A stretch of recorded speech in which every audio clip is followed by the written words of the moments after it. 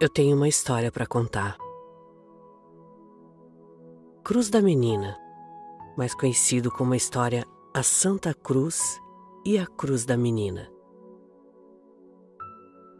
Já se passaram 100 anos dessa história, desta comoção, e hoje nos deparamos com o caso do desaparecimento de Ana Sofia, que vem causando um grande sofrimento a toda a família. Se você souber do paradeiro dessa criança, por favor, disque 197.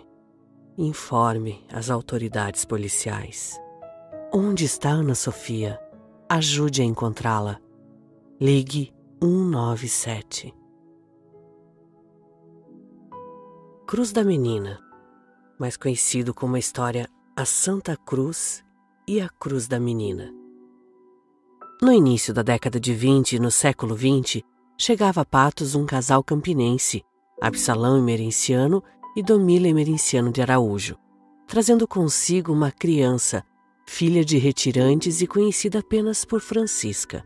A menina lhes fora dada em uma das maiores secas da história como única forma encontrada por seus pais de livrá-la da fome que assolava as famílias nômades, as quais viviam em um verdadeiro estado de miséria.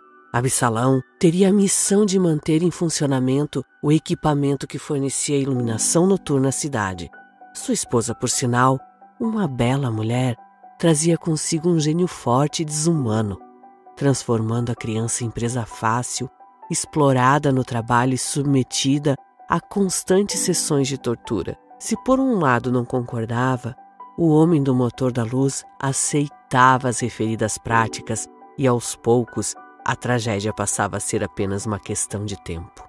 Em 10 de outubro de 1923, por volta das 18 horas, cumprindo uma trajetória diária, Domila saiu de casa e seguiu ao encontro do esposo, determinando a inocente que, após lavar a louça, fosse dormir.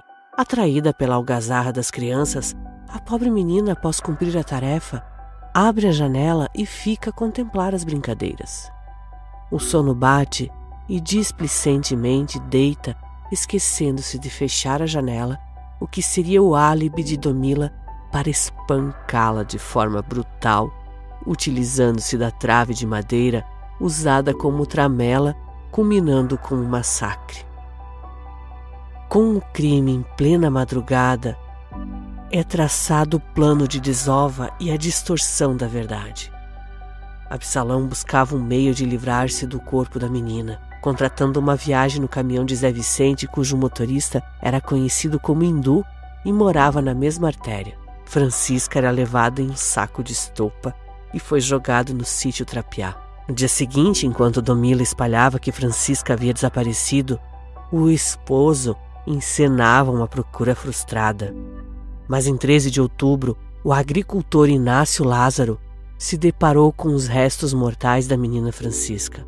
Tratou de registrar o fato junto ao delegado Antônio Fragoso, que substituía o titular Vicente Jansen, o qual determinou a transferência do cadáver até a delegacia onde foi feito o reconhecimento logo após o enterro.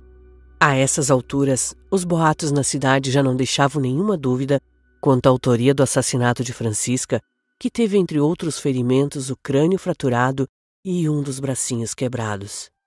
Protegido por grandes nomes da política, o casal não chegou a ser preso, mas, não suportando a revolta popular, teve que se transferir para a cidade de Campina Grande. No local onde encontrou o corpo da criança, o ruralista fincou uma cruz de madeira, a qual passou a servir de orientação. As pessoas que por ali passavam, mantendo uma tradição religiosa, rezavam em sufrágio da alma da inocente. Certo dia, o agricultor José Justino do Nascimento, meditando sobre a grande seca que abalava a região, resolveu endereçar um pedido a Deus por intermédio da pequena mártir. Bem próximo do local, cavou uma cacimba e encontrou água suficiente para salvar o seu rebanho. Como pagamento da promessa, construiu uma capela em memória de Francisca, a qual foi inaugurada em 25 de abril de 1929. Com a conclusão da igrejinha, começava a romaria que mais tarde seria o ponto de maior convergência de peregrinos e fiéis do estado da Paraíba. Entre os possíveis milagres atribuídos à menina Francisca, o mais surpreendente foi narrado por um americano que veio a Patos trazendo uma réplica dos seus pés na época em que sofria de uma grave doença. Dona Odília, moradora do sítio Trapiá, que zelou a capela por mais de 50 anos, sempre contava o fato com muita emoção. Segundo ela, este cidadão dos Estados Unidos havia sonhado com a criança, informando que a sua cura estaria em Patos e, para tanto, bastaria que, através da fé, prometesse que levaria o devoto até o local. Pacto firmado, graça alcançada e promessa paga. Somente 11 anos depois do crime, graças à determinação do juiz Luiz Beltrão, que desengavetou o processo e mandou que os dois fossem presos em Campina Grande, aconteceu o primeiro julgamento do casal no dia 15 de junho de 1934 com a absolvição. Em 24 de outubro, o casal voltou ao banco dos réus e a decisão anterior se repetiu, provocando mais um pedido de anulação pela acusação. Finalmente, o último júri em 5 de junho de 1935. Mesmo sendo inocentado pela justiça, o casal jamais foi perdoado pela população. Décadas depois de inaugurada a capela, a estrutura já não chegava a comportar os devotos provindos de todos os pontos do Brasil como testemunhos das mais diversas graças alcançadas. Começava então uma batalha pela concretização de um projeto amplo capaz de abrigar não apenas a religiosidade, como também o aspecto turístico com a consequente geração de divisas. O então deputado federal Divaldo Mota comprou a briga com o Estado para a edificação do parque, o que só veio a ser concretizado no governo de Ronaldo Cunha Lima. Em 24 de outubro de 1993, a obra foi entregue à cidade com duas ausências por demais lamentadas: Dona Odila, que dedicou sua vida à antiga construção, e o parlamentar que mais trabalhou pela consolidação, pois os dois já haviam falecido.